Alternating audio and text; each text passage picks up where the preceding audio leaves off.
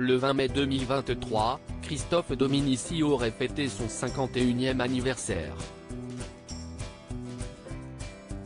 En 2000, le rugbyman a vécu un terrible chagrin d'amour lorsque sa première épouse Ingrid a décidé de le quitter. Une rupture qui a sonné comme un véritable deuil pour le sportif.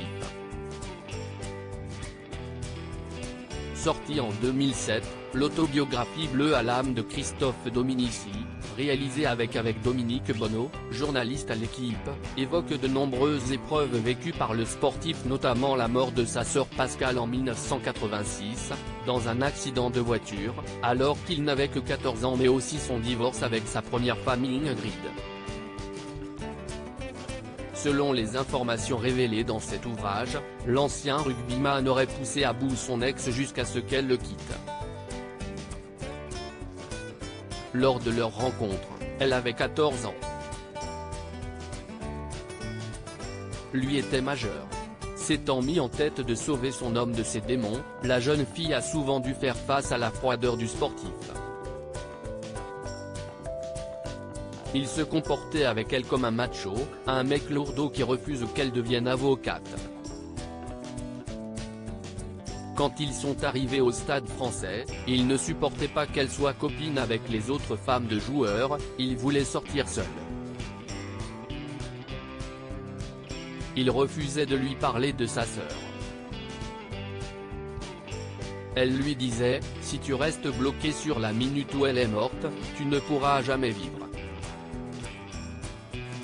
Il l'avait envoyée balader.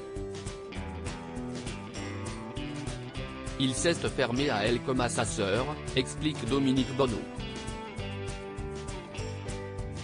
En 2000, elle décide de le quitter. Une séparation que Christophe Dominici vit comme un second deuil, d'autant qu'il perd également un ami à la même période. Bouleversé par le chagrin, il passe ainsi 24 jours sans dormir. Invité sur le plateau dont est pas couché, il expliquait, pour rappeler tout à l'heure le parallèle entre le décès de ma sœur et la séparation avec mon ex-femme, j'ai très mal vécu. Je ne dormais plus et j'ai passé 24 jours sans dormir. Je devais continuer d'être performant au rugby mais je n'y arrivais plus trop. Des médecins. Un ami à moi, Hakim Chalabi, qui est le médecin du PSG, m'a fait faire une cure de sommeil.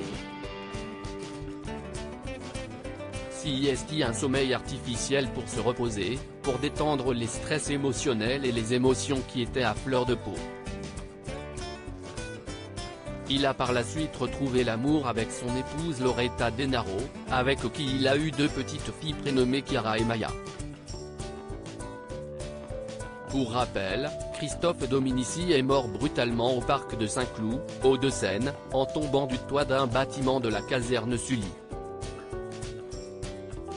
La thèse du suicide a été largement privilégiée.